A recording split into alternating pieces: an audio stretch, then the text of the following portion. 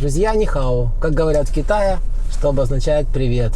Давайте продолжим с вами обзор автомобиля третьей генерации Havail 2021 года выпуска. Поехали!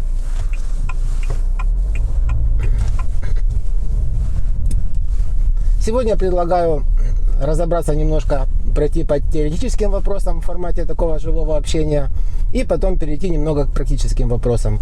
Например, предлагаю поехать на мойку, помыть ее, заодно покажу вам некоторые нюансы, как моется этот автомобиль, какие могут возникнуть нюансы, скажем так. И после этого приклеим видеорегистратор. Я думаю, оно будет забавно вам. Впереди у вас много выходных, и будет желание и возможность посмотреть ролик. Итак, поехали. Для начала хотел бы не то чтобы определиться, но обозначить. Да? Первое, с чем я встречаюсь, это какой у тебя автомобиль? И что ты должен ответить? Haval, Havail или что-то еще, Haval. В этом случае люди всегда такие, что это? Всегда задаются вопросом. Конечно, единственный пока минус китайских автомобилей иногда это их название. Ну, нужно понимать, что вся логика, философия как бы китайцев, она очень сильно отличается от нашей, от западной, от американской.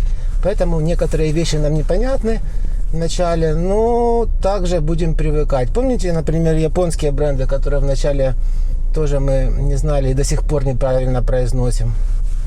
Итак, давайте поговорим об этом бренде. На китайском звучит как хафу. Хафу. На британский, американский манер говорят Haval, Haval, Haval. У нас принято говорить либо Haval, либо Havail. Я лично для себя сделал такое как бы замечание, что Haval это как, знаете, как Сашка, например, а Havail это уже как Александр. Тем самым я буду относиться к автомобилю уважительно и буду называть его, соответственно, тоже уважительно. Буду стараться упоминать его как Havail. Хотя это, наверное, все-таки не принципиально. Главное не называть этот автомобиль мучными изделиями, как делают некоторые, потому что он и сам бренд, и этот автомобиль уже такого точно не заслуживает. Задумка была китайцев, прежде чем выпустить этот бренд, ну, на английском это звучит I have all, то есть у меня есть все, или я имею все. Это философия, которая выражена в том, что автомобиль этой торговой марки имеет все, да, и это подтверждается полной комплектацией, наличием максимальных плюшек, которых даже нет у конкурентов.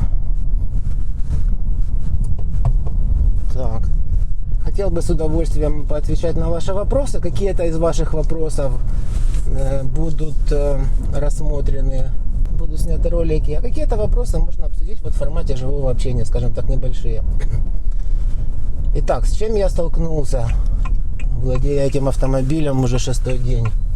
Во-первых, конечно же, интерес со стороны как друзей и знакомых, так и просто обычных людей, которые меня не знают. Также соседей, например, по дому. Очень многие люди, знакомые, особенно увидев ролик, приезжали, просили показать, посмотреть. Как правило, мои знакомые ездят на хороших автомобилях. Это и Lexus, и BMW, Cayenne. И, что хочу вам сказать, все очень реально высоко оценивали автомобиль с точки зрения дизайна, с точки зрения дизайна внутри, качества материалов, как работает двигатель, как он себя ведет на дороге. То есть, если предыдущий Havail второй генерации был действительно хорошим автомобилем, на котором мы еще и поняли и узнали про его надежность, то именно третья генерация это уже превосходная степень Havail второго.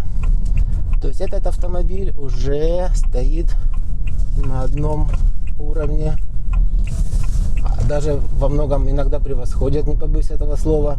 Может быть, сейчас эти слова немножко шокируют вас, но Когда вы будете владеть или посмотрите вживую на этот автомобиль, я думаю, вы вспомните эти слова и, я думаю, найдете им подтверждение. То есть он сам за себя все расскажет.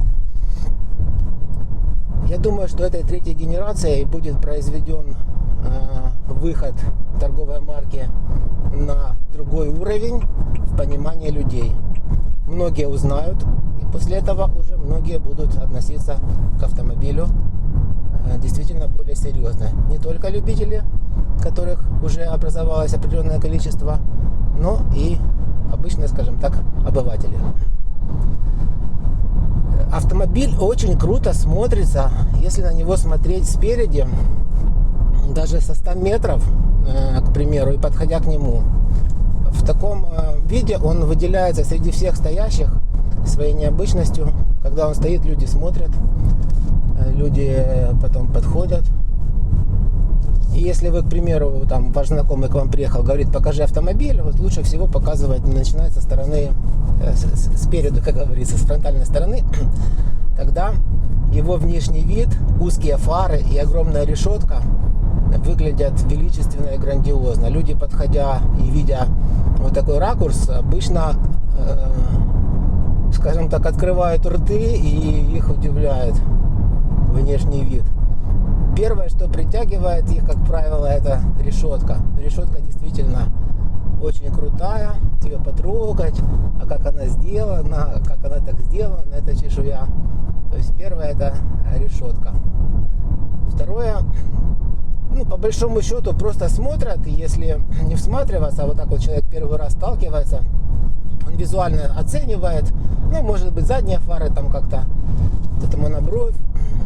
Но когда вы открываете дверь и показываете салон внутри, тут, конечно, люди уже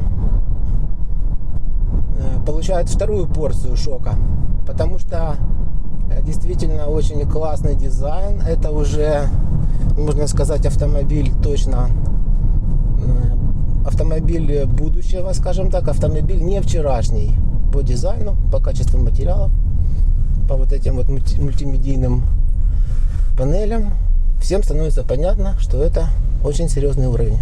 И потом начинают щупать качество материалов, обивка. Однозначно все оценивают высоко. Теперь вкратце хотел бы затронуть несколько вопросов, которые вы задавали. Динамика. Конечно же, сейчас вдавливать в пол педаль газа, акселератора не представляется возможным, потому что на обкатке еще. Но что заметил? Сейчас мы сделаем вот так вот, как раз светофор, жалко не первый. Значит, машина очень классно стартует, и при том, что я не даю больше 2000 оборотов, сразу подхватывает, коробка подхватывает двигатель моментально, никаких затупов, и вот она уходит первая вообще от всех автомобилей, все остаются сзади. Это примерно 2500 оборотов было. Наверное, достигается за счет крутящего момента. Переключал. Это еду сейчас в режиме стандартной езды. Если переключить в эко, конечно, эффект другой. Машина себя ведет по-другому, скажем так. Не то чтобы потупливает, но она едет более глухо. И я езжу в стандартном режиме, он наиболее комфортный. Спорт испытаем потом. Динамики хватает. Клиренс. Клиренс высокий, я думаю, нужно будет замерить на каких-то конкретных примерах. Но во дворе, где у меня не совсем удачная ситуация, бугры, горочки, я абсолютно легко сдаю задом и очень свободно себя чувствую. Жесткость и мягкость подвески. 5 человек садилось в автомобиль, мы ехали, проезжали переезды трамвайные, какие-то ямки, и ребята, мои друзья, заметили, насколько круто все, как себя круто ведет подвеска. Она, можно сказать, и не жесткая, и не мягкая, ближе к мягкой, и очень мягко, плавно все преодолевает, любые неровности. Конечно, если вы попадете на скорости в какую-то яму, будет, соответственно, такой, может, удар, или как это назвать. Но в любых других случаях вы получите только комфорт. Машина не раскачивается, она прилипла к земле и таким образом перемещается по асфальту. но материалам нужно будет уделить отдельное внимание. По мультимедиа сделаю отдельный ролик полностью. Качество музыки.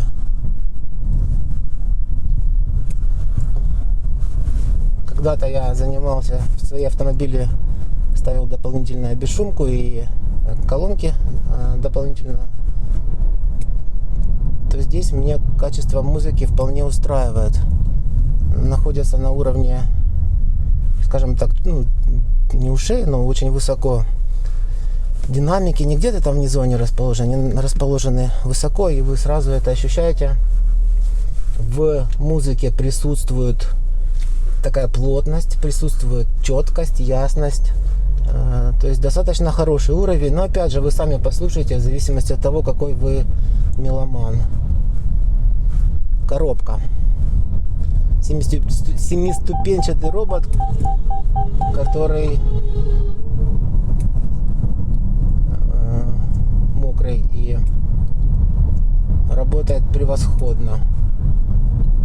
На старте не чувствуется никаких затупов, как говорят, не чувствуется также переключения, то есть как на одной передаче фактически машина едет. Не замечаю переключения передач.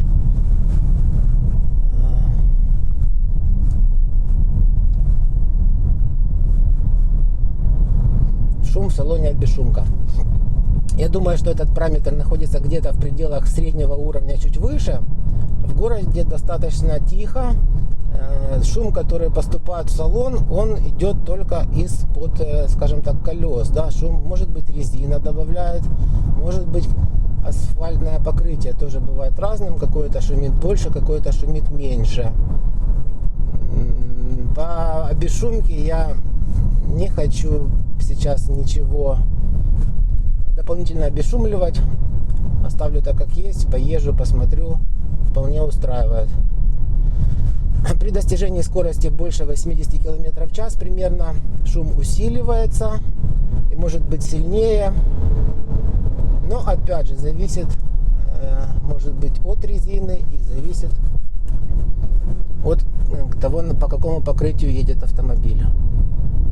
Есть еще шум исходит как бы из багажника. Если у вас седан, как у меня, допустим, был раньше, то этот шум отрезался закрытым багажником, то здесь багажник открытый, конечно, шум идет. Думаю, если положить какие-нибудь эваковрики, что-то в таком стиле, шума станет гораздо меньше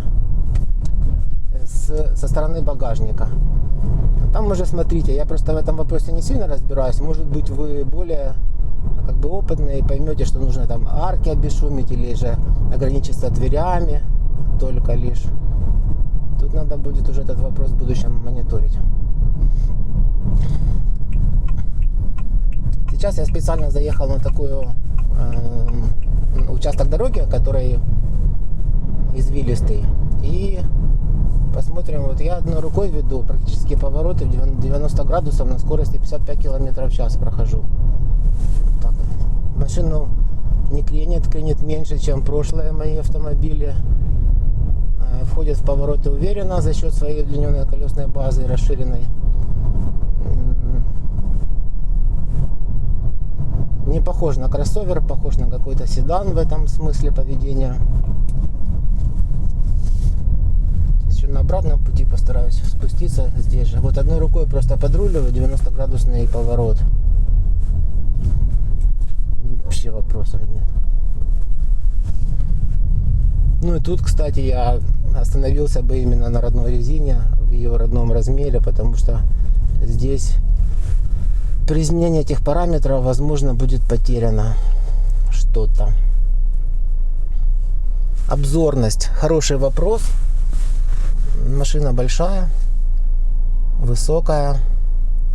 В городе у нас узкие зачастую улицы, много автомобилей. Проезжаю, как правило, везде по ширине. Что касается длины, то нужно немножко привыкнуть при как это сказать правильно, когда вот две машины стоят, и ты хочешь между ними припарковаться, в этот момент надо чуть больше брать угол. Потому что на предыдущей машине, на седане более коротком, это делалось легче. Здесь нужно как бы брать чуть побольше угол.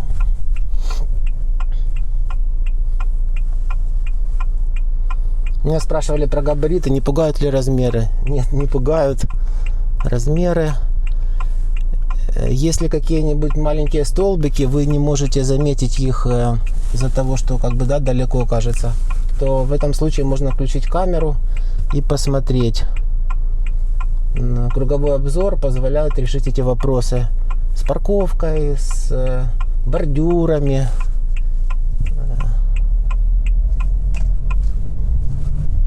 Еще раз сейчас приедем, я хочу показать, чуть побыстрее поеду, эти повороты в 90 градусов, насколько легко я управляю. Там вещи посыпались. Вот, и видите, меня даже как бы не сносит на кресле. Ой, надо было немножко прибраться.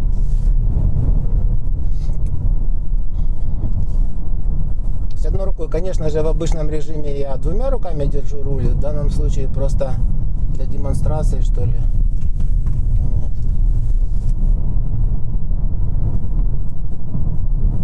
Крена я не ощущаю. Например, на том же Дастере крен был гораздо сильнее. Гораздо сильнее.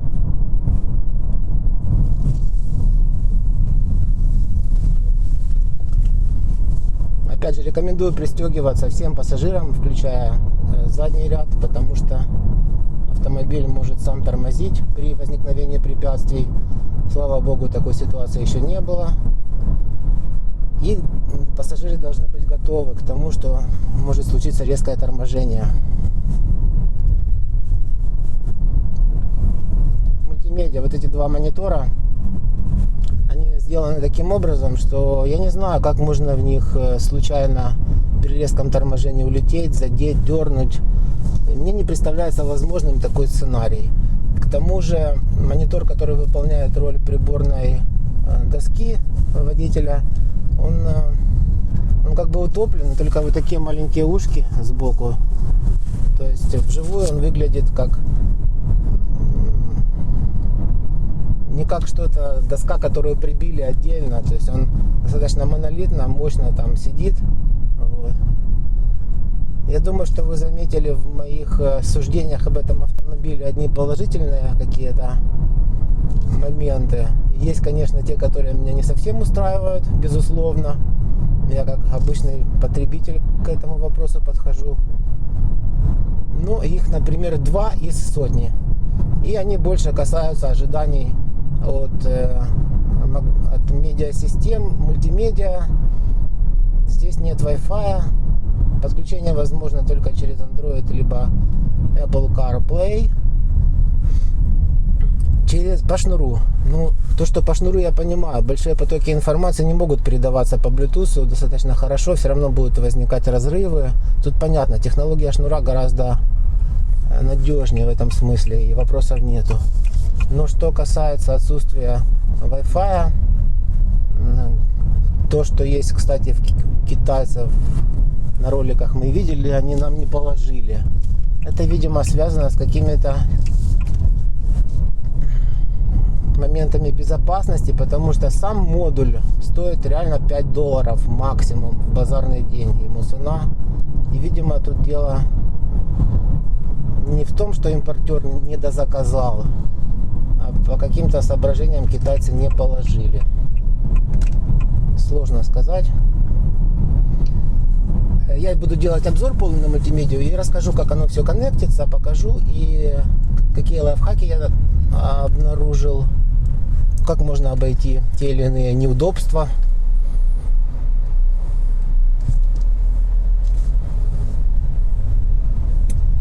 Мне очень нравится система, которая предупреждает об автомобилях, которые движутся сзади, сбоку, с правой или с левой стороны. Однажды на мосту примерно 8 часов вечера уже были сумерки. Один из товарищей не включил летел на Хонде на белой, не включил свет. Я его в зеркало не определил, он был невидим, но система предупредила, что движется автомобиль, причем было метров, наверное, около 100, не побоюсь этого слова, он летел, и система предупредила, что, эй, друг, там у тебя опасность. И если помните, в первом ролике я говорил, когда ехал по трассе, на тот момент еще не разобрался, как отключить систему удержания в полосе. Сейчас я ее в городе отключил, она не нужна.